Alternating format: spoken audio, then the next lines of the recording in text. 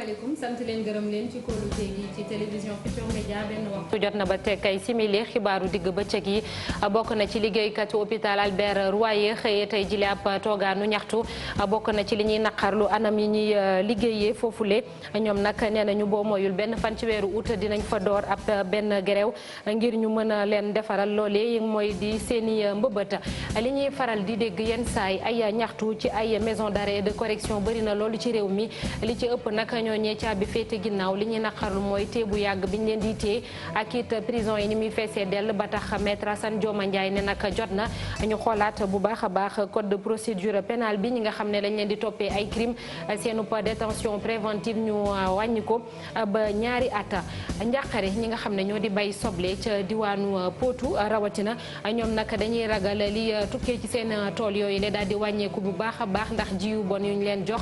fële nag ca diwaanu ñaay moom ña fay bay soble moom dañoo ragal fii lekk tabaski njëg yi daal di yokku bu baax a baax bokk na ci xibaar yi jëwriñ bi ñu dénk wàllum environnement mu di alam gi door benn campagne ngir ñu xeex sachet plastique muy mbuus yi ñoom nag ak njeexital yu bon yi muy am ci environnement ñu ne dinañ gën a dëgëral daan yi ndax mi ngi aju ci loi bi loolee sax dinañ ci waxtaan ci kanam tuuti ak suñu gan di Pape Waly Bakhoum moom moo jiite association bi ëmb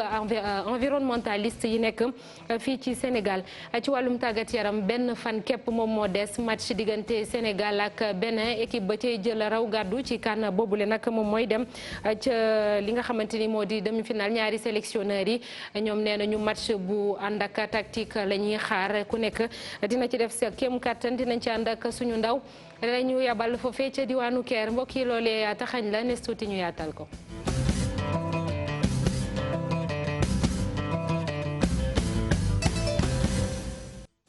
ginnaaw bañ leen nuyuwaatee ba noppi liggéeykatu Albert Royer ñoom nag dañoo mer bay futu nee nañu boo moyul benn fan ci weeru août dinañ gerew maanaam banque seeni yoxo dootuñu liggéeyati bokk na ci li ñuy naqarlu anam yu métti métti yi ñuy liggéeyee foofule ak ñi fay ñëw di faju sax tamit dañuy sonn lu ci mel ni ci wàllum garab ñu ne seen këru fajukaay boobule niveau 3 la waaye terewul jafe-jafe yi ñu am jéggi na dayo tey jile nag Mouhamadou Lamine Ndiaye xëyoon na fànd ci ak Jafara Ba. ñaxtu ak mer la liggéeykatu hôpitalu enfant Albert Royer xëyee tey intersyndical bi amul liggéeykat yi di ñaawlu méttit yi ñuy dund. hôpital bi presque dara doxu fi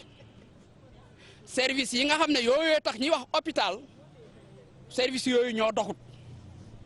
donc ñun Albert Royer tey mun nañ ko assimiler à un poste de santé service bu toll ni laboratoire bi nga xam ne docteurs yi pour ñu mën a faj bu baax. faaw ñu sukkandiku ci résultat yooyu nga xam ne ci laboratoire bi lay génn laboratoire boobu noonu li ñuy wax bilan d'urgence boobu noonu munoo ko am Albert Royer sinon boo ko amee ñaari fan donc tout le mois amu fi. li tax suñu service yii nii rupture ga mën na am mais warul nekk une règle. fajkat yi ci hôpital enfant Albert Royer di ñaawlu situation yi vacataires yi di jànkonteel. bu ñu yor fii ku ñuy tudd vacataire. personnel yooyu presque le gros du travail ñoo koy def des diplômés d'État non seulement am na ñu fi def 10 ans kenn recruté wu leen waaye lu ñu leen jox ci ndàmpaay sa motul paas loolu aussi ñun nakarlu ko lool. intersyndical bi jox autorité yi weer ngir faj soxla yi lu ko wuutu ñoom ñee dinañ dem grève bu 1er août jotee. boobu ba léegi gisuñu benn satisfaction ñun déposé nañu benn préavis de grève. donc préavis de grève boobu noonu donc le 1er août lay entrer en vigueur incha allah donc buñ ci gisul dara fekk fooba dinañu commencer donc des grèves yi nga xam ne 48 heures 72 heures en tout cas ba suñu aajo faju. Albert Royer doon ab hôpitalu référence xale yi bàyyi ko fépp ci Sénégal ak sous-région bi ñëw di fa fajoo. yeneen waa kër docteur yu am ay jafe-jafe muy ña nekk ca diwaanu Kaffrine ay agent santé communautaire la ñoom nag booy xool daanaka junni jàpp junni ak ñeenti téeméer lañ leen di jox weer wu nekk loolu la ñuy fayeeku ñu ne nag loolee mi ngi tukkee ci li nga xam ne moo di coppite yi ñu amal ci seen kër yooyee ñuy liggéeyee ginnaaw benn assemblée générale bu ñu amal foofule ñuy wax ci rëq-rëq yi ñu nemmeeku ci système bu nga xam ne moo di développement communautaire foofule dañ ciy déglu El Hadj Momar Ndiaye moom agent la ca poste de santé Ségré Seko nekk ca diwaanu Kaffrine ci micro Ibrahima Diamé ak Omar Ndiaye. njëkk a jàpp mooy gën a lante bi nga xam ne ñu ngi koy gis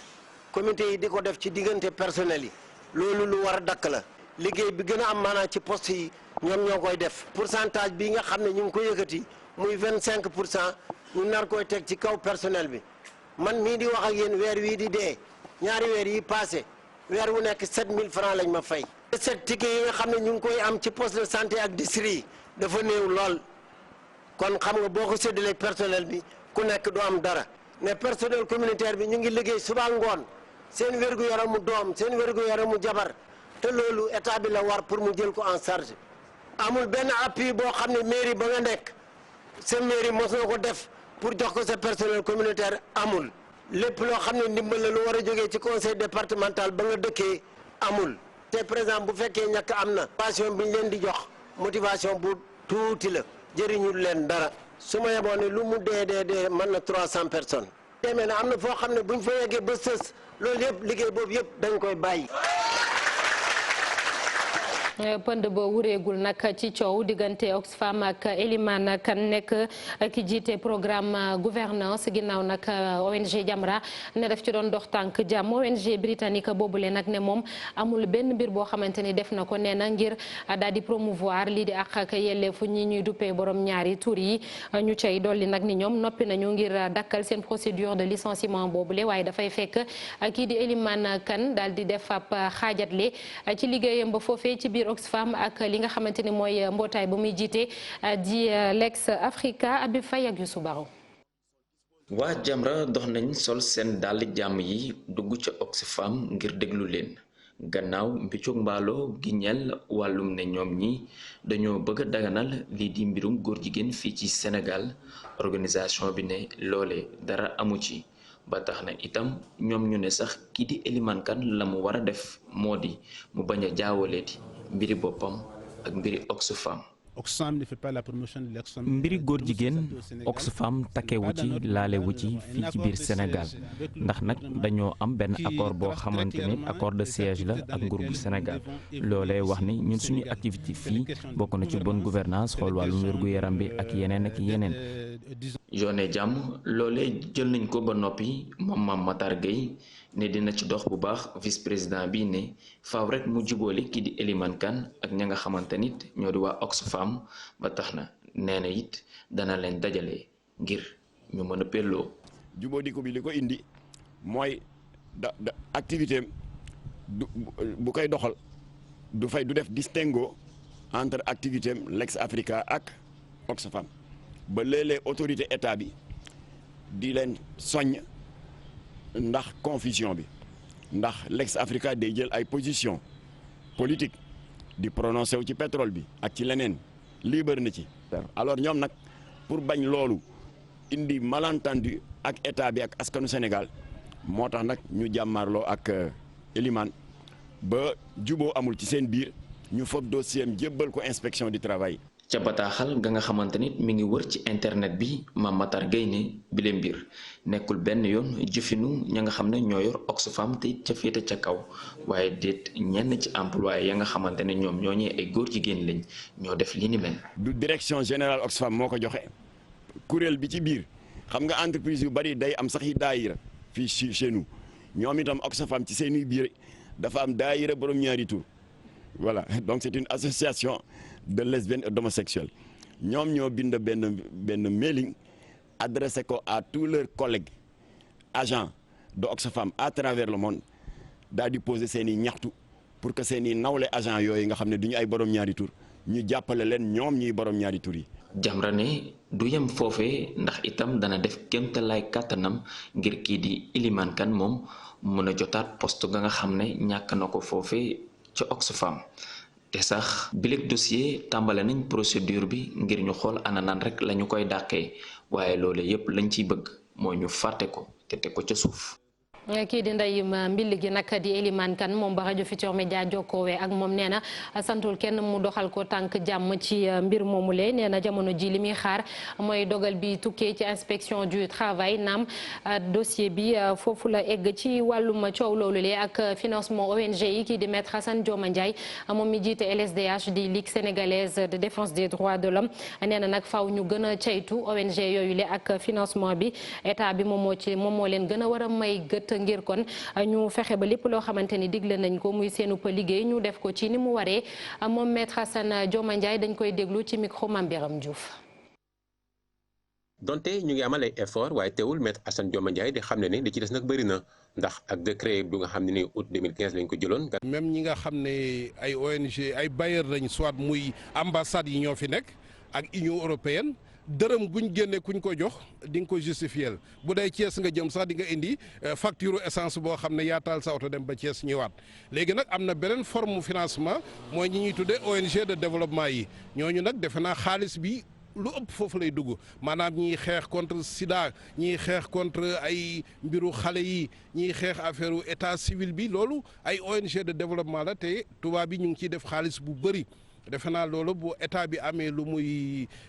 leeral daal côté boobu la war a mais ñi nga xam ne dañuy yëngu ci def ak àqu doomu aadama moom programme fléché rek lañ mën a def maanaam ñu ngi xeex torture ñu ngi xeex détention provisoire ñu ngi xeex nangam te loolu programme la yoo xam ne da nga koy chiffrer bailleur bi lu mu la jox day exiger justification te boo ko deful da lay porter plainte sax mais maye xaalis moom jox nañ la ay milliards demal loolu amatul fenn. nit ki aussi lu muy def nit ñaa ngi koy gis. donc moo tax influence du ci mun a am parce que li ngay woote li ngay mbubboo moom rek ngay mun a def boo ko deful aussi yaay weer sa bopp. moom maître Assane Dioma Ndiaye wax na ci leneen muy ñi nga xamante ni ñoom la caabi féete ginnaaw te lu bëri ñu leen di dégg sax ñuy ñaxtu déggoon ngeen dem Mbuur rek ñu dooroon ab ñaxtu xiifal ba daal di koy dakk sax moom nee na dañoo war a xoolaat bu baax a baax code de procédure pénale bi ñi nga xamante ni dañ leen tëj ci kaso bi ndax wàllum crime ñu téye leen fa lu mu ëpp ñaari at daal di leen di atte ñooñee caabi féete ginnaaw nag bokk na ci li ñuy ñaxtu ñu ne ni ñu sakkanee ci biir kaso yooyu le ak niñ fay yàggee Mame Biram Diouf ak Thierno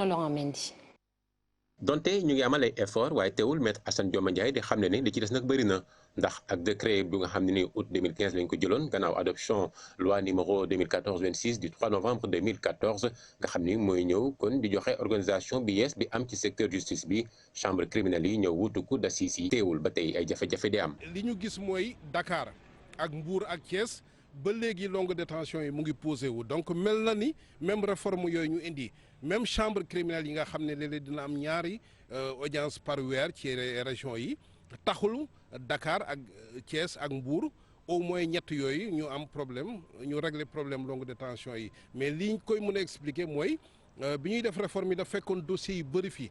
léegi nag boo naree résorber stock boobu am na yeneen dossiers yuy ñëwaat. ñàkk a appal diir ka nga xam ne ni mooy nit ñi ñu toppee ci mbirum criminel war a toogum di xaar seen jugement di yokk rek lim ko takku ci détenu yi nga xam ne ñu ngi leen di gis ci prison yi. tey expérience bi wane na ne juge d'instruction bu nekk Sénégal war na mun a boucler information ci ñaari at. ndax information bi li ci ëpp déglu partie yi la déglu témoins yi parce que joxuñu leen sax jumtukaay yoo xam ne comme réewu tubaab yi juge d'instruction bi dina mun a def ay transport sur les lieux dina mun a def ay confrontation dina mun a def ay expertise moo tax ñu jàpp ne réforme boo xam ne nguur gi war na ko en tout cas daal di taxawal nu mu gën a gaaw mooy en matière criminelle ñu limité ko ñaari at. Maître Assane Dioma Ndiaye di laaj nag procureur yi ñu xoolaat bu baax topp yu bëri nga xam dinañ koy def ci ab mbir bu xewee ndax loolee dina yombal traitement dossier bi waaye di laaj ñu yaatal fonds d'assistance judiciaire nga xam ne nii ñu ngi koy jagleel yenn ci ay nit ñu téye ci instruction bi ba ca audience ba. ni ñuy fexe ba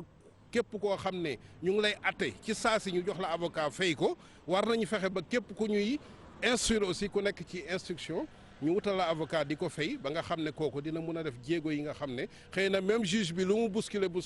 xelam dina dem ne dossier nangam kat yàgg na fi war naa cee wax. limu avocat yi ñu yokk ko dina ci baax nit ki ñu xoolaat yenn peine de substitution yoo xam ne ni mën nañ ko daan nit ki bañ kaa yóbbu ci kaso bu fekkee ni kat délit la def ñu war kaa tëj 2 jàpp 3 weer. jërëjëf Mame Birame Diouf lii nag ponk la bu ñu junj ci bopp xibaar yi muy ji bu bon ñeel ay soble te mu yàq ay tool yu bëree bëri sax nag ñi nga xamante ni moo di ay béykat yi mu ñeel bëri na rawatina ca diwaanu Potou ñoom nee na lañ doon xaar ci ndorteel bi mooy juróom fukk ak juróomi junni tonne ci soble waaye dina wàññeeku ci ñeenti junni ak juróomi téeméeri tonne te loolu booy xool xayma gi ci wàllum koppar ëpp na benn milliard te ñoom tamit am nañu ay jafe-jafe ñoom producteurs yi ndax tamit dañoo leb laata ñuy door seenu bay boobulee Thierno Fall. juróom fukk ak juróomi junni ci ay tonnes moom la ñu xayme woon production soble bi fii ci diwaanu Potou ren ji waaye loolu fi mu toll nii yaakaar ju tas lañ ci nemmeeku gannaaw yàqu-yàqu yu bëri nga xamee ni si nemmeeku nañ ko ci variété sonsa bi nga xamee ni si moom la baykat yi daan tëjee saison bi. xam naa ne nekk na ñaari téeméeri hectare yu tegal lu bëri loolu moo nekk ci commune Léona ak tuuti ci Ndiébène Gandiol waaw bokkul nekk ak yi am ci commune Thiep gis ngeen tool yi béykat yi sonn nañu lool. baykatu soble yi yëkkati woon ay kàddu joxoñ baaraamu tuuma lenn ci jiwu soble bi nga xamee ni moom lañ leen jagleel ren ji. jiwu Rustam Pusta la moom lañ ñu ko jaayee loolu la doon nekk at yëpp ba ñu ko jiyee ba nga xam te ne mu ngi war a taxaw rek mu commencé daanu. entreprise bi nga xamee ne at mu jot moo leen di jaay jiwu bi moom nangu na ni am na ren ji jafe-jafe ci wàllu woowu ba engagé wu na ni dina def kéemtalaay kàttanam ba loraange yi mën a wàññeeku. semence moo am problème. solsa bi ñu indi ren moo baaxul. nee naa la ñun mënuñu wax satisfaire à 100% maanaam rembourser à 100% mais dinañ toog sur table xool carrément parce que pépinière bi nga jël say baykat jël say nga xam te ne say surga ñoom ñëpp di leen fay. loolu yëpp mënoo leen ko fay c'est impossible mais lépp loo gis waxtaan la ba juboo. baykat yi ñoom jàpp ni lu entreprise bi mën a def du doy ndax loraange yi bari na lool moo tax ñuy séntu ndimbalal état. ñaari weer nga engrais foo nga labourer nga jël surga di ko fay weer yooyu yëpp ak lii ci am ba àgg fii tey pour nga fay ko lépp li mu war a am yombul loolu état rek moo ci mën a compenser dara ñu xam. yàqu-yàqu yooyu nag li mu jur mooy ren ji lu toll ci 4500 tonnes dina manqué ci production soble bi fii ci diwaanu Potou ci wàllu koppar mu war a tolloog 1,125 milliard ci ay koppar yu nga xamee ni rek baykat yi boo moytuwul dinañ ko ñàkk.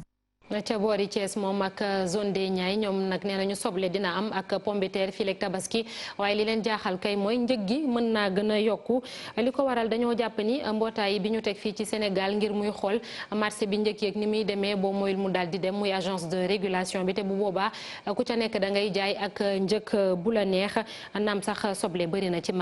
marché bi reportage Cheikh Anta Diop ak Seylatia. ginnaaw ay bés ñoom ñoo des ñu àgg ci feetuk tabaski gi ñiy yëngu ci wàllu pomme de terre beeg soble si nekk Thiès ñoom de nee nañ dañoo tiit lool ci bànqaas bi ñuy wax ARM bi ñu fi fas yéenee jëlee te nag nee nañ bu boobaa de filière pomme de terre ak soble de dina gàll góose lool. jafe-jafe yi mooy dafa am lu ñu dégg ñu ni dañoo jël ay mesures pour jéem a jël li ñuy wax ARM pour boole ko ak beneen organe léegi nag loolu bi ñu ko déggee ñu xalaat ni. ak ci njariñ yi ARM am loolu baaxul ci dëkk bi baaxul ci secteur producteurs yi baaxul ci commerce bi baaxul ci consommateurs yi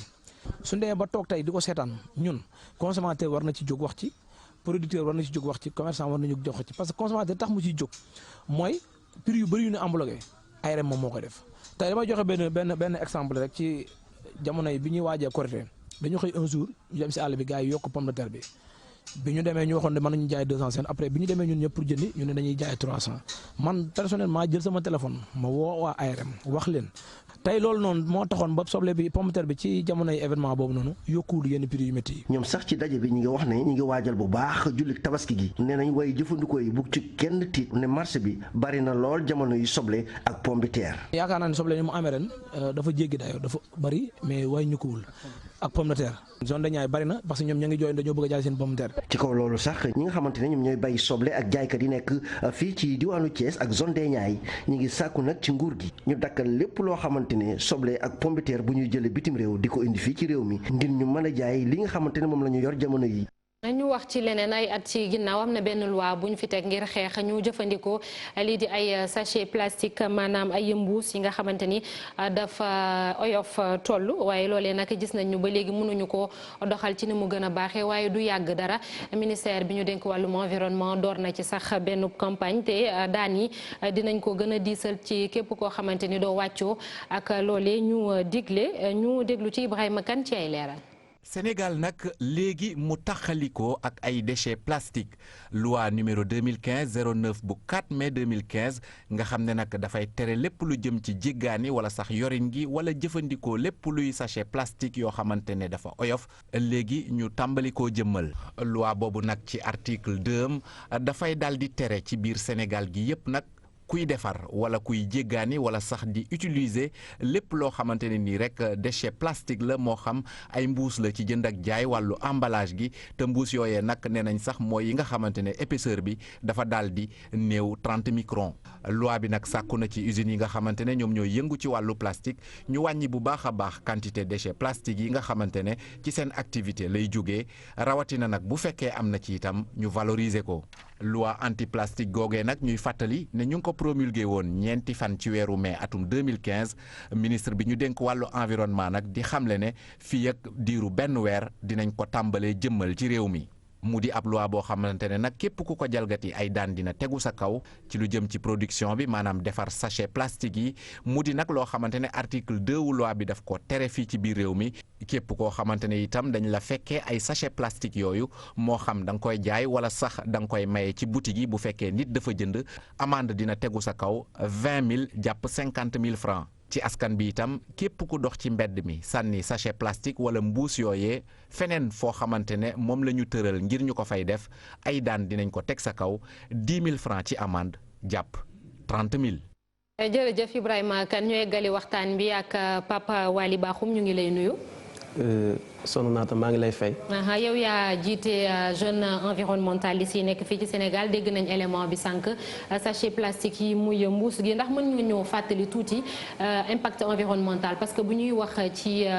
li nga xamante ni moom moo ko junj moom moo ko sabab. ci loolu la ñuy gën a wax mën nga ñëw fàttaliwaat li muy am njeexital ci alam gi maanaam li ñu wër ak li ñuy dundee muy géej gi suuf si ak lu ni mel.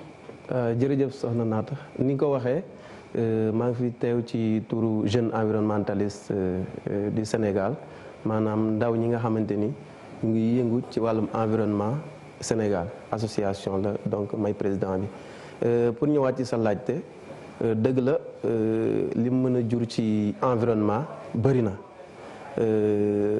maanaam soo jëlee ci wàllum mbéy xam nañ ne fi may tàmbalee mooy dëkk boo jub mbuus yi ñoom ñoo lay wax asalaamaaleykum soo ñibbi ñoom ñoo lay wax au revoir donc dañoo dem ba ci tool yi dañu fiy gis ay mbuus ñi dëkk ci àll bi xam nañ ci dara soo génnee fii Dakar rek fépp ay mbuus la donc mbuus yi xam nga ne soo jiyee ci ko mbuus du sax donc premier élément mooy ci côté mbéy mi suñ ci defut attention mbuus yi mën na ci poser problème ma dem ci wàllum napp gi gis nañ ne tamit scientifique yi ñi nga xamante ni seen xam-xam màcc na ci wàllum déchet plastique nee nañ d'ici 2050 mbuus yi ñoom ñooy ëpp ci biir géej gi ni jën yi. ñooy ëpp jën yi ci biir géej gi. maanaam fii la ko fanweeri at ak benn. waaw donc loolu lu jara sóoraale la parce que ay scientifique ñoo xamante ni seen xam-xam daa màcc ci wàllum environnement ci wàllum déchet plastique ñoo ko wax donc ci wàllum napp gi. jën yi suñu wanee mbuus yi da leen di jural ay jafe-jafe su ko defee dootuñ mën a nen su ko defee jën yi di dee ci biir géej gi su ko defee conséquence immédiate bi mooy dañuy am jafe-jafe jën donc soo demee également ci élevage mooy sàmm gi da ngay gis ne amul sax def étude benn mala su wanee mbuus immédiatement après da ngay gis ne mala bi day am ay jafe-jafe mën na dem sax ba ñàkk bakkanam maanaam loolu constaté nañ ko donc mbuus yi tamit war nañ ci def attention parce que mën na causer problème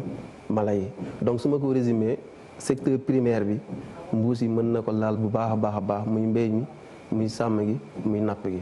donc mbuus dafa nekk loo xamante ni lu ñu war a bàyyee xel la def lépp ba suñ ko mënta jëlee ci dëkk bi tamit ñu wàññi ko bu baax a baax. Pape Waly Bakhoum xañ na état bu Sénégal ci loolu la sukkandiku ba kon 2014 ñu adopté loi boobule 2016 la entrée en vigueur lan moo waral ba yëf yi muy tardé wala boog duñ ko mën a doxalee niñ ko bëggee. waaw ni nga ko waxee parce que la loi 2015-09 4 mai 2015 la état du Sénégal voilà adopté benn loi sur l'interdiction, la détention, la commercialisation des déchets plastiques. maanaam di ko jëlee biti réew di ko defar wala di ko jëfandikoo. mbaa di ko téye sax dañ koo tere maanaam mooy mbuusi oyof yi. loolu nag comme ni nga ko waxee depuis 2015 ba léegi ñu ngi ko teg waaye soo gisee appliqué wuñ ko donc man jàpp naa sama xam-xam bu gàtt ne li tax appliqué wuñ ko mooy Sénégal dafa tàmm mbuus. maanaam soxna yi suñu demee marché léegi kenn yóbbootul këll marché këll yi amatul marché wala pañe mbuus rek soo demee marché ñu benn mbuus bi ñu defal la ci jën beneen bi ñu defal la ci xorom bii poobar bii kaane maanaam soxna su dem marché mën naa ñibbi seeg ay fukki mbuus imaginer maanaam suñ jëlee lu tolloog 5 millions yi ay soxna yu dem marché ku nekk ñibbi seeg ñetti mbuus mu nekk fukki millions ak 5 ci ay mbuus bés bu nekk loolu ci exemple rek la xam naa sax bon ay études war na mën a am pour def xayma ci ñaata mbuus la Sénégal yi di consommer par bés scientifiquement. mais exemple ñu ngi gis naa ci 15000 tonnes ordures yi ñuy gis par bés daanaka téeméer boo jël juróom-ñaar fukk ak juróom-ñett yi daanaka ay mbuus la loolu tam ëpp na. ay mbuus la comme ni nga ko waxee parce que tamit marché soo demee maanaam dafa dugg ci conscience Sénégal yi dafa dugg ci seen ni ñuy dundee. seen quotidien soo demee marché maanaam soo jëndee benn affaire defaluñu la ci mbuus sax nga mer yow lu tax doo may mbuus jaay ma mbuus attan nga ci xuloog sax jaaykat bi ba dalay dafa ci mbuus nga ñëw. te li ci gën a graaw mooy mbuus yi kenn du indi mbuus kër ga ba pare def li ñuy waxaat réutilisation maanaam mooy jëlaat mbuus bi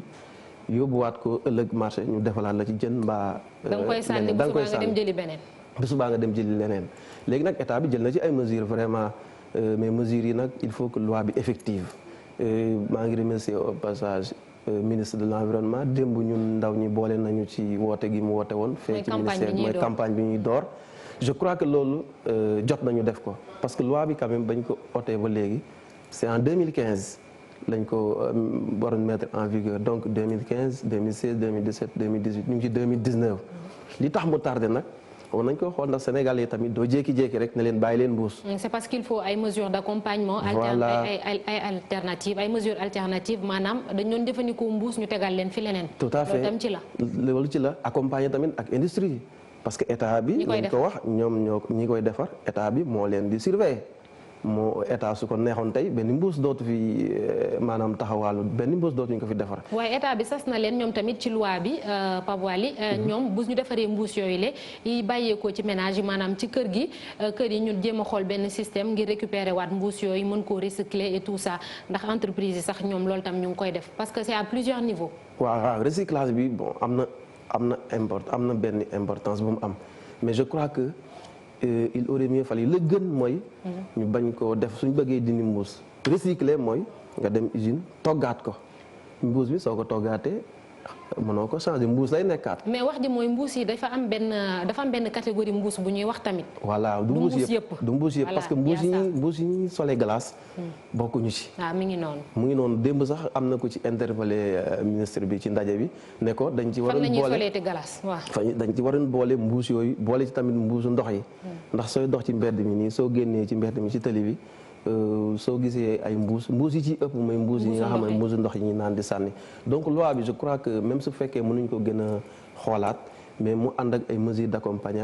d'accompagnement ñu waxtaan ci nag ak sénégalais yi ndaxte doo ñëw jékki-jékki rek ne désormais mbuus amatul te sénégalais yi tàmm nañ ko foog nga sensibiliser waxtaan ak ndaw ñi waxtaan ak surtout ak jigéen ñi nga xamante ni ñoom ñooy dem marché ñoom ñooy gën di indi mbuus yi nañ ma baal ci kër yi ndaxte soo xoolee foofu lañ war a laal ba ku nekk xam ne mbuus baaxu ci kër dañ ko war a wàññi. mais loolu ndax tardé wuñ ci ndax mënoon nañ cee waxtaan depuis lors bañ commencé dugal loi bi ba léegi mënoon nañ cee waxtaan ñu bàyyi ñetti at wala ñeenti at dox ginnaaw si ñu bëgg koo def tey jile tardé wuñ ci tuuti. bon xam na tardé mais comme li tubaab di wax il n'est jamais trop tard pour bien faire. mieux vaut tard que jamais. waaw mieux vaut tard que jamais waroon nañ ko def bu yàgg mais weesoogut parce que jarul njëkkante ak kenn dëkk yi nga xamante ni dañoo développé ci wàllum environnement yëpp soo jëlee saa su nekk ñu ngi cité Rwanda mais Rwanda tamit du jékki-jékki ko yegg si fi mu yegg si de dafa dox ndànk ba yegg si fi mu yegg si. ànd ci mais pas-pas bi mooy jiitu volonté bi ci la pas-pas bi mooy jiitu mais pas-pas bi tamit lu mu rëy pas-pas bi lu mu fi nekk il faut que nga ànd ceeg population bi ñoom ñu xam ne lii nga leen di tere seen njëriñ la ndax suñ xamee maanaam njëriñ bi suñ xamee loraange gi nga xamante ni mbuus yi mën na ko indi ci wërgu yaram ci mbéy mi ci sàmm gi ci napp gi foog naa ne ñoom ñooy njëkk a taxaw ne état mbuus yi désormais bëggatuñ ko gis Sénégal tamit entreprise yi faa ñu def leneen teg fii loo xamante ni dina remplacer mbuus lu mel ni maanaam loo xam ne c'est biodégradable loo xamante ni ndax mbuus li tax mu gën a dangereux mooy biodégradable mooy loo xam ne dafay dem ba day seey day gaaw a seey dugg ci suuf si mën na dem sax ba nekk engrais ba jëriñ nekk engrais maanaam mel ni suqi bi ñuy sotti ci suuf si parce que mbuus dafa beneen loraange bi mën a jur mooy dafa mën a yàgg mbuus mën naa dund ba 5000 ans mooy juróomi junney at. dara du ko dal te dara du ko yàq maanaam durée de vie am moo yàgg benn mbuus mën nga ko jënd mën na dem bu dund ay téeméeri at ba yegg ba ci ay junney at donc loolu dafa garaaw. or am na loo xamante ni mën naa nekk defukaay luy jëli mbuus yi fii ñu remplacer ko ak mbuus yi te dans 2 mois 3 mois asamaan si su tawee rek. mu dugg ci suuf si nekkaat matière biodégradable. ñu dem defaraat leneen je crois que état bi mooy kayit yi maa leneen sax parce que instant yi technologie toll na foo xamante ni suñ fi bëggoon dindi mbuus am na yeneen technologie yu fi nekk même su dul kayit parce que bon ñi nga xamante ni ñooy liggéey ci industrie yi war nañu am des mesures alternatives parce que jamono day dox le monde évolue inexorablement donc am na fu muy toll il faut que yow sa bopp nga créer des mesures alternatives ànd ci ak population je crois que il est temps nag ministre bi comme ni mu ko defee démb ñu ànd ceeg acteurs yëpp ànd ceeg population bi yëpp ñu sensibiliser surtout parce que ba fi may wax ak yow nii ñu bëri xamaguñ ne loi bi am na yow te tamit ñu def ay poubelle ci mbedd mi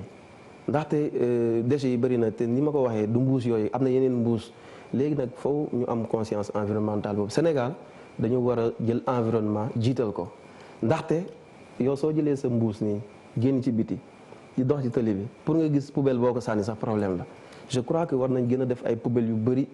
20 mètres yoo dox am poubelle su ko defee maanaam ñu wàññi déchets yi dëkk bi set. su ko defee maanaam campagne bi daal ci pàcc yu bëri la niveau yu bëri la ku ci nekk am nga ci sa wàll. ku ci nekk am nga ci lu wàll. maanaam sensibilisation bi moo ëpp solo. tout à fait li tubaab di wax démarche participative. ku nekk bokk ci. ku nekk daf ci war a bokk. képp ki nga xamante ni day laal mbuus war na ci bokk. te Sénégal ñëppay laal mbuus. mu jëlee ci ki ko defar ci industrie ba ñëw ci consommateur bi boo ñu koy recycler dañ ci war a boole tamit ñi nga xamante ni ñooy gérer déchets yi maanaam ñiy liggéey mbëbës ñiy liggéey ci wàllum. décharge yi waa UCG dañ leen ci war a boole ndaxte ñoom tamit ñoom ñooy jëlee déchets yi di ko yóbbu ñoom ñoo gën a nekk sur le terrain xam mbuus yi fu ñuy dugg ak fu ñuy jëm. ndax mbuus yi nii lay def day wër rek. moo tax recyclage bi suñ ko mënee baax na gaa ngir ñu mën a wàññi waaye tamit suñ ko mënee def carrément. changer mbuus indi fi beneen alternative moo gën recyclage parce que mbuus soo ko recycler mbuus lay nekkaat. ñëwaat nekkaat ci jaww ji yàqaat li mu doon yàq. d'accord jërëjëf Papa Waly Bakhoum di la sant di la gërëm di fàttali ne rek yow yaa jiite jeune environnementaliste yi nekk Sénégal ñuy waxtaanee sachet plastique maanaam mbuus yi ak yàqu-yàqu yi ñuy am ci sunu alam bi sant la bu baax di la gërëm mbokk yi ginnaaw loolu ñu wéy ci xibaar yi wax fële ca gare routière bu Rufisque Tëngéej ak coow la fa yeewu bëri na ay chauffeurs yoo xamante ni nag dañuy nee nañu seen jiit daal ni mu yoree seen mbootaay boobulee dara neexu leen ca teg ci dañoo ne dootuñu fayati benn taxe maanaam juuti dooree ko tey jilee am na xaalis bu takku téeméeri million ak lu topp ci ñetti at yi yëpp ñu ne ñu ngi laaj seen président bi it fan la ko dugal Ousseynou Diop ak Ahmadou Bamba Samb. déggoo amatul ci lenn ki nga xam ne nii ñoom ñoo bokk ci regroupement chauffeur bu gare routière bu Tëngéej ak ki nga xam ne nii moom mooy seen président comité de gestion ñoom nag dañ koy tuumaal lii di yorin wu bon. président actuel dafa yor suñu 530 millions yi mu war a leeral ci ñetti at yi ñuy nekk nii mais nangoo ci wax lu si jëm chauffeur yi nag ñoom dafa am lu am dafa leen metti mooy dañuy dagg bon chaque jour te xaalis mu ñu ko gis. adduna bi garage boo si dem. suñu liggéeyee ba 5 heures dañuy wàcc chauffeur yi liggéeyul ñoo war a jël carnet ba liggéey ku si wàcc groupe par groupe waaye moom benn groupe mooy liggéey muy famem ñooy liggéey 24 heures sur 24. wone ak farlu lool yooyu chauffeur di interpeller autorités yi nag nee nañ dootuñu fay ci benn taxe rek li ko dalee tey ji ci talaata ji. à part di demee dañu téye mandat yi doon joxe benn dërëm seetu dootuñu dagg bon bëgguñu fi coow bëgguñu fi xeex bëgguñu fi xuloo dañ koo dénkoon sunu alal li ñu ko dénk nañ wax li fi ne mun da wax li fi nekk xale yi nee nañu dootuñu dagg bon Tëngéej à part di demee dootuñu fi dagg bon ñoom moom seen xaalis te dootuñu ko jox kenn dañ ko téye ba kere ñu xaw cette carte gi leer léegi ñoo xam ne xamuñu transport wala ñun xamuñu leen si transport bëgg li jiital ñun bàyyi ñu fi ñun ñu ahlu transport yor sunu xaalis yor sunuy oto dootuñu ko nungu xale yi nag nee nañu dootuñu ko nungu lu passé tey dootuñu dagg boo ci Tëngéej. gannaaw ba ñu jokkoo ak moom téléphone kii di président Fallou Samb xamle na nag du indi tontu daal ci kàddu yooyu nga xam ne nii yëkkati nañ ko. baccalauréat général ak résultat premier tour yi daanaka yëpp génn na topp nañu nag benn candidate série S2 boo xamante ni dafa am bagam ak mention très bien moom mi ngi wuyoo turu Ndeye Maguette Fall dëkk fële ca quartier Ngalel ba nekk ca diwaanu Ndar Géej moom nag nee na ginnaaw diplôme am boobule dafa fas yéene def ay études supérieures en génie civil muy woo ay mbokkam it ñu gën a daal di intéressé wu ci lii di matière scientifique Ousseynou Diop ak Habib Seck ñu àndoon ak moom. benn fan laata ñuy amal proclamation résultat yi lañ ko fekk ci kër gi nga xamante ni fa la dëkk ca Ngalel quartier bi nga xamante ni digganteem ak Ndar Géej ay kilomètres ngay def ngir mën fa egg.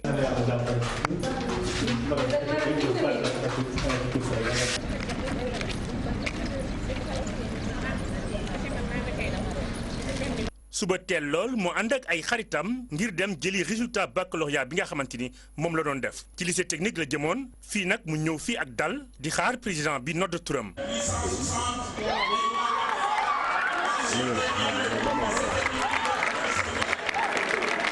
waaw tiitoon naa moom ñàkk xam rek lan lañ may wax xamaguma woon si lan laay génnee sama ñaari waajur ak ñëpp ñu may jàngal sama coordonnateur école. Ndeye Maguette Fall juddu ci fukki fan ak juróom ceeru février ci atum 2001 xaar bi mu doon xaar yàggul ndaxte moo jël ñaareelu place bi ci série S2 ci lycée technique André Pétavin ak mention très bien. alors après dama soulagé bu baax waaw parce que war nañ ma waa te woon nañ ma ak mention bu baax moo tax dama kontaan sant yàlla bu baax. moom Ndeye Maguette Fall nag am ay mëbët ci carrière bi nga xamante ni war na ko def. naa bëgg def génie civil kii spécialité hydraulique. ñu mën a exploiter aussi suñu kii ndox yi ñu am fii amul dara lu ñuy ragal affaire bi daal jàng rek la def ci sérieux nañ ci dem de. yaakaar naa ni élèves yi dañu war a gën di def série di gën a dem ci série scientifique yi na Sénégal soxla na. ak mention très bien bi nga xamante ni doomu Ndar bi am na ko dëkk ci Ngalel tax na nag mu ni dafa bëgg doon kenn ci ñi nga xamante ni suba dañ leen di ràññee ci réew mi ngir Ndar nañ ko doon bàkkee loolee mën a dellu si. Ousseynou Diop kii nag mooy jëwriñ bi ñu dénkoon jàngale bu kawe bi professeur Mary Teuw Niane moom delluwaat na ci amphithéâtre yi ginnaaw ba mu génnee ci gouvernement bi mu ne nag moom jàngale loo xamante ni da koo bëgg la mënu koo bàyyi moom professeur mathématique boobule ca université Cheikh Anta Diop bu Ndakaaru ba mu nekk étudiants yi li ñu gis ci moom mooy ab jàngalekat bu am pas-pas bu jege loolu ay nongom Maguette Soirée Diallo ak Diafara Ba ànd nañu ak professeur Mary Teuw Niane ci benn fan. C'est comment? juróom-ñaari waxtu mu daal di ñuy dalal këram ak mbégte bu bari professeur Mary Teuw Niane dafa am cours université Cheikh Anta Diop bu Ndakaaru juróom-ñeenti waxtu mu daal di def li mu gën a mën ginnaaw bi mu toogee fukki at ak ñaar te defu ko mu am mbégte dellu université. loolu xam nga jàngalekat moom jàngalekat lay doon ndax surtout métier boo tànn moo tax bu ma toogee ma ni naa dem joxeyaat cours université. mooy ñëw nag xawoon amoon naa tuuti tiitaange ndax taxawaay bi danaa ko mën te dama ni woon damay def ni ma doon def ndax su dee ay cours yu jëm licence master dama doon jël ñetti waxtu di ko jàngale dëgg la ñetti waxtu yu jëkk yi bu ma ko paree sama tànk yi diis nañu wante après vraiment dama am cawarte bu baax a baax ndax soo tàmmee jàngale soo nekkee ci kanamu xale yi nga gis ñoom it mu fulal leen li ngay def dañuy poser ay questions dañuy waxtaan ci li ñuy jàng te dañu lay laaj loo xam ni weesu nañu ko loo xam ne aussi seen jëmukaay la bon day neex. ginnaaw bi mu jugee ci nguur gi def juróom-benni at ci boppu ministère mu njàng mu kawe mi delluwaat ci métier njàngalekatam bi nekkoon na pour moom ab évidence. bëgg mat bëgg jàngale bëgg gëstu xam nga loolu te li ko lalit mooy sama gëm-gëm ci ñun suñu réew yu ñuul yi nit ñu ñuul ñi defe naa ni li ñu manqué mooy xam-xam ak mën-mën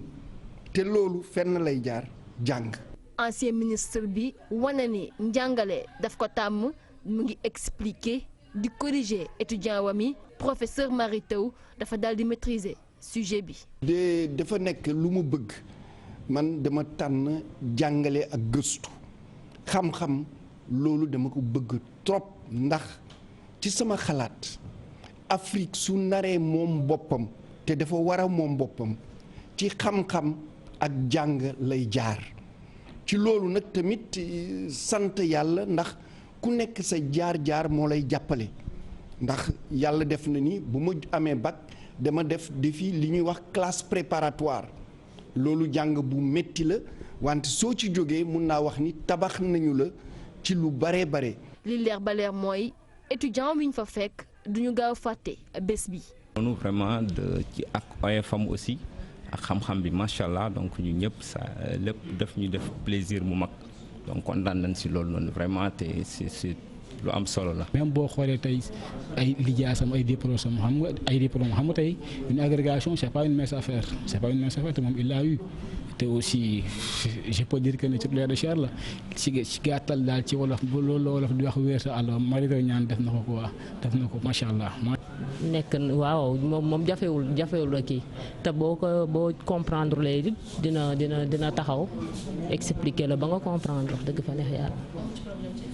non du tout dégg na mat. mu nekk ab professeur agrégé en mathématiques de classe exceptionnelle nekkoon recteur bu université Gaston Berger bu Saint-Louis jëwriñ bi ñu dénk njàng mu kawe mi balaa muy ñëwaat université moom jàpp na ni li muy def ko bëgg lool ndax nekk na univers bu mu tàmm xam ak xamle moom rek a ko ñor. jërëjëf Maguette Souaré Diallo dañuy yegg si rek ci xibaaru tàggat yaram ak CAN Égypte 2019 Sénégal Bénin ëllëg lay doon waaye ñaari sélectionneur yu équipe yooyu lee di Aliou Cissé ak Michel Dussuyer nee nañu nag ñu ngi xaarandi benn daje bu am solo ku ca gën a wane xarañte rek di nga ca jël ndam li kii di Aliou Cissé nag dina xarlu bu baax a baax Alfred Ndiaye mi dul bokk ci jongante boobule ci quart de finale dañuy dem ca Le Caire fekk ji fa suñu ndaw yañ fa yebal di Mamadou Ndiaye Mor Xarma ak Ahmed Niang Mamadou Ndiaye ñu ngi lay nuyu. jërëjëf Naata nuyu naa la nuyu téléspectateur yu télévision Futurs Médias comme ni nga ko xamee ñu ngi waajal match Sénégal Bénin di match bu njëkk ci quart de finale bi mu nar a nekk ñeent fukkeeli match ak juróom ci CAN 2019 bi amee fii ci Égypte ñu ngi fii d'ailleurs ci salle de conférence bi di doog a génn juste ci conférence de presse yi nga xam ne ñaari sélectionneurs yi baaxoon nañ ko di def ci waajtaayu match bi nga xamante ni moo nar a nekk match bu am solo Sénégal fas yéene cee jàkkaarloo ak Bénin tey nag ci conférence de presse kii di Aliou Cissé ak keneen ki nga xamante ni moo yor équipe bu Bénin nekk sélectionneur bi di Michel Dussuyer ñoom ñaar amal nañu waxtaan ak taskatu xibaar yi ñu indi ay waxtaan yu am solo ku ci nekk bàyyi ci sa xel ci match bi solo si mu am Aliou Cissé moom toujours ni mu mel maanaam gën a jox cër ñi nga xamante ne ñooy adversaire u Sénégal di waa Bénin ki nga xamante ne mooy Michel Dussuyer nee na amul lu muy ragal waaye day respecté équipe bu Sénégal ndax stade bi ñu toll nii ñu fiy ñëw ñëpp comme équipe dañoo ko mérité mën nañ leen déglu ñu dagtal leen ko te ñëwaat. Oui, on n'a pas été épargné par les. waaw wax dëgg yàlla gaañu yi moom bëri na lool ci équipe bi mun naa lim ku mel ni Edouard Mendy teg si Alfred Ndiaye Crépin Diatta moom it dafa xaw a tawat fan yi Ismaïla Sarr moom ñaar yoon mu ngi nii footballul ndax ay gaañu. waaw xaw na jafe ci suñun ci waxtu wi ñu nekk nii waaye wax dëgg yàlla ñi fi des ñu ngi góorgóorlu ñu ngi liggéey bu baax bu ma sañoon nag sama joueur yëpp ay disponible ñu mën a jouer waaye ñu ngi am yaakaar Crépin xaw na def vélo dem ba Ismaïla Sarr dinañ gis ak moom ci kanam ak médecin yi ba xam ndax mën nañ ko récupérer waaye nag ku mel ni Alfred Ndiaye moom dafa gën a doy waar ndax yaakaaruma ne ñu récupérer ko waaw compétition bi nag moom xaw na jafe ndax tàngaay bu métti bi nekk fii te ñun tàmmoon nañ di jouer sunuy match juróom-ñaari waxtu jàpp juróom-benn waxtu fii waaye sunu match bi sunu diggante ak Bénin juróom-benn waxtu lañ koy jouer dafay tàng comme ni ma ko waxee bu ñu noppee sunu match ak Ouganda ba laata match bi di jeex fekkoon na joueurs yi ñu bëri lot waaye bu ñu paree ci match bi sunu médecin yi sunu kiné yi def nañ liggéey bi war te récupération bi doy na bon fexe nañu ba def récupération bu doy pour ñu mën a récupérer suñuy joueurs moo taxit boo seetloo sax suñuy séance d'entraînement ay mise en place tactique rek la ñuy def waaye récupération bi moo ëpp solo waaw équipe Bénin bi nag ñeenti at a ngi nii maa ngi koy wax ni amatul équipe bu ndaw fii ci Afrique yàgg naa koy wax li nekk di xew ci Coupe d'Afrique bi moom moo koy firndeel tey équipe yu mag yaa ngi génn mooy li may yàgg a wax rek mooy gagné fii ci Afrique dafa xaw a jafe ndax amatul équipe bu ndaw équipe yu ndaw yi ñu tuddee équipe yu ndaw yëpp dañuy indi football bu rafet ba ñu ngi xaarandi en tout cas match bu metti suñu diggante comme suñu diggante ak Kenya comme suñu diggante ak Tanzanie. Après sur Khaled, oui, c'est un joueur qui va nous manquer parce que. waaw Khaled gëm naa ni dinañu manqué joueur la boo xamante ni bii ku waaw def nag Coupe d'Afrique bu jéggi dayoo ba fii ñu toll nekk na ku am solo si suñu défense bi te bokk na si joueurs yu am expérience yi bokk na si joueurs yi nga xamante ni bii aussi mën nañu waxtaan ak joueurs yi ci vestiaire bi. leer na ni dinañu manqué waaye waaw Coupe d'Afrique moom noonu la léeg-léeg da ngay ñàkk ay joueurs yu am solo waaye taxut ñu boobu ba léegi ñu ngi avancé li may ñaan rek mooy sama joueurs yi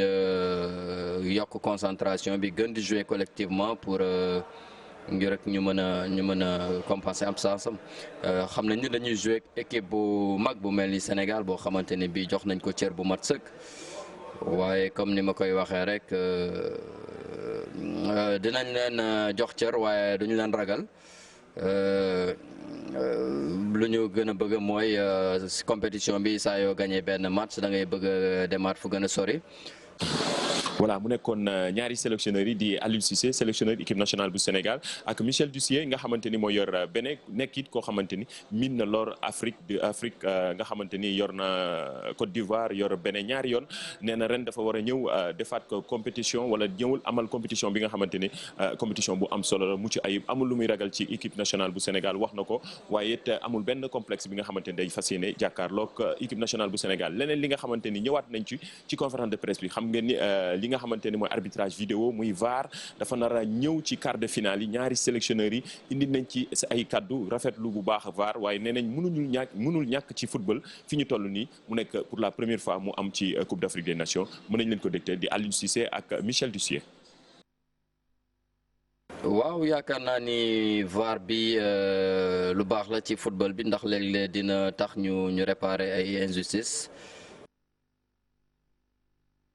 waaw defe naa ni groupe arbitre du muy benn doomu Sénégal Malang Diédhiou ak ay ñooñam dinañu fa ñëw seet si ñu pour ñu gën a waxtaanat ak ñun ci règlement wu VAR boobu noonu waaye damay fàttali rek ni léegi football dafa électronique donc day jaadu ñëpp adapté wu. yàlla dimbali nañu ba ñun demoon nañu ci Coupe du Monde 2018 jot nañu xam tuuti ci.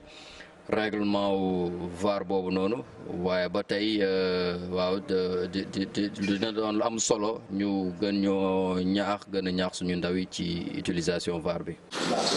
di remercier bu baax Idrissa Sané ci tekki gi ci kàllaamaay wolof loolu moo nekkoon liñ leen dégtaloon fii ci conférence de presse fii ci Caire stade 30 juin fii la Sénégal fas yéene amal matcham suba ci bu 18h jotee fii ci stade 30 juin 16h foofu ca Dakar mu nar a nekk premier match quart de finale bi. maa ngi lay gërëm bu baax naata di la delloo antenne bi. jërëjëf Mamadou Ndiaye dinañ àndaat ak yow ci yeneen jotaayu xibaar léegi dañuy dalal Mamadou Mohamed Ndiaye ci li yéenekaay yi xëyee tey. jërë ngeen jëf coowal góor jigéen li wuneeti na ci réew mi l'observateur mi ngi ñuy wax ne kuréel gii di association imam ak ulema du Sénégal takku nañu ba dëgër taxaw temm ci xeex ak lépp luy dooleel góor jigéen ci réewum Sénégal nee nañu duñu ko nangu tey duñu ko nangu ëllëg ana ci yan anam la ñu koy xeexee l'observateur nañu wax nañu ne tey ji la ñu koy wax journal bi dañu wax ne it seen xeex ba duñu ca wét ne kuréel yi ci mel ne ONC 3D waa mouvement Y'en a marre ba ci rado nee nañu dañuy jàppi ci combat bi oustaz Alioune Sall di ñu wax ci biir l'observateur ne ak ngóor jigéen yàlla sunu borom bëgg ko ñuy duñu nangu mukk muy am fii ci réew mi enquête dina kay nañu ONG Oxfam mi ñu ne moo nekk ci pexe ngir dooleel góor jigéeni réew mi mujj nañoo wét ci seen xeex boobee am nay organisation yu bari yu nekk ci réew mi nee nañu ko loolee du fi amee bi coow li jibee société civile bi journal bi mi ngi ñuy xamal ne daje nañu démb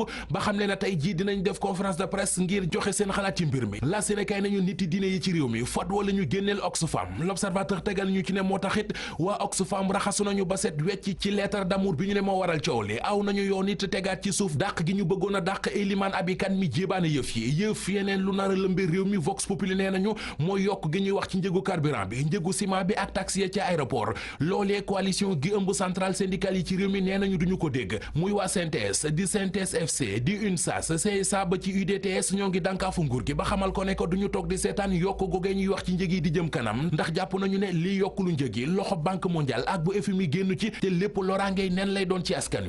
wi déggoon nañu fi ñu naan dañuy tere mbuusi plastique yi ci réew mi quotidien xëy ñu wax ne loi boobee kilifay réew mi ko fi indi woon nangu nañu ne dañoo lajj ci doxalin wi ñu dox dem ci Les Échos fekk fa Khalifa Ababacar Sall ak i mbiram lu jëm ci pétition bi ñu koy defal ngir bëgg ñu libéré ko journal bi nee nañu pétition boobee kii di Moundiaye Cissé Babacar Ba ak Ndiaga Sylla nanguwuñ koo signé nee nañu lañ leen di signéloo dañ caa bind ay baat yoo xam ne mënee suta fare ci société civile bi ba noppi di ko nangu mu di baatub complot wala baatub Khalifa Sall otage politique la ci jamono joj Les Échos nee nañu pétition ba Alioune Tine signé na ko Seydi Gassama signé na ko maître Assane Dioma Ndiaye signé na ko ñi doon def bac ren ndax dagg nañu ko tontu li mi ngi ci journal Sud Quotidien ubbil yéenekaay bi résultat provisoire yi tukkee ci bac général bi baaxul baax na nii la ko Sud Quotidien xëy bindee turandoom ba di Le Quotidien moom xëy di waxtaan ak Aliou Cissé entraîneur bu équipe nationale bu Sénégal ci wàllu football tolluwaaye gayndey Sénégal yi ci Coupe d'Afrique ba ci la xëy di waxtaan ak ñoom bilan à mi-parcours la leen di defal nee na leen it góol bi di Edouard Mendy gaañu bi mu amee keroog ak ci anam yi mu ko amee moom Aliou Cissé mësut a gis lu ni mel ci carrière am équipe bu Bénin bi ñu war a footballal suba ci quart de finale bi Aliou Cissé na journaliste Le Quotidien yi bi Coupe d'Afrique bi tàmbalee ak léegi ñoo ngi bàyyi xel équipe bu Bénin Soleil national mel ne ku naan ko loolooy li war yéenekaay bi mi ngi ñuy xamal ne quart de finale Sénégal Bénin ku yebu bañ koo caaxaane baa nga koy fooyooyol ndax jongante la boo xam ne lu ne mën na caa xew quart de finale à haut risque les économies max boobee écurie yu Bénin yi seen bakkan la ñu ci teg bañ nañu ko ba dégg président fédération Bénin bu football mu ne suwar yi bu ngeen yeggee final ku ci nekk ci yéen dinañ ko may kër l'observateur xibaar ñu ne maxub suba bi kii di Krépin Diatta Ismaïla Sarr ak Alfred Ndiaye duñu ca bokk dañoo forfait ka ca ñëpp di xaar mu di Sadio Mané Source A nee nañu démb da doon kaañoo journaliste sénégalais yi ak doon leen njaay cekke ndax journaliste yi dañoo ñëw taxaw moom Sadio Mané naan leen ñii ñan lañ xaritu Kalidou Koulibaly yi. jërëjëf Mamadou Mohamed Ndiaye fii la ñuy tàggatoo mbokk yi yeneen xibaar bu 19h30 jotee lay doon incha allah di leen ñaanal kenn lu jàmm.